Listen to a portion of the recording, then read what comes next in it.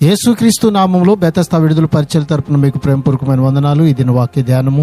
అందుకు యేసు, నేనును నీకు శిక్ష విధింపను. యోహాను సువార్త 8వ అధ్యాయం 11వ వచనం. యేసు పాపులను నేరస్తులుగా తీర్చి వారికి శిక్ష విధించేందుకు గనుక వచ్చి ఉంటే అందరూ, అంటే ఆ స్త్రీ, పరిసయ్యులు, మొత్తం ప్రజలంతా, చివరికి ఆయన శిష్యులు కూడా నేరస్తులుగా తీర్చబడి శిక్షకు గురై ఉండేవారే. ఎందుకంటే అందరూ పాపులే.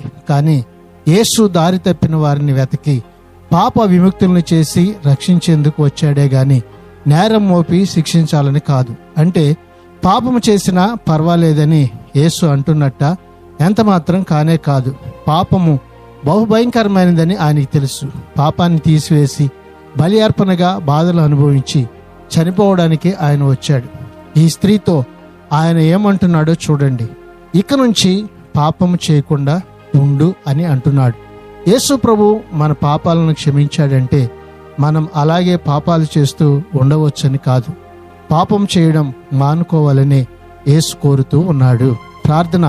మమ్మల్ని మిక్కిలిగా ప్రేమించిన మా ప్రియ పరలోకపు తండ్రి యేసయ్య, మరొక నూతన దినాన్ని మాకు ఇచ్చినందుకు నీకు వందనాలు, స్తోత్రాలు చెల్లిస్తూ, మేము పాపమును విడిచిపెట్టి నీ పక్షంగా ప్రభువా నీ మాటకు లోబడి జీవించేటువంటి ధన్యత ఈ దినాన్ని ఇదిగో మా అందరికీ మీరు దయచేయమని యేసు పరిశుద్ధ నామంలో ప్రార్థించి అడిగి వేడుకుంటున్నాము తండ్రి.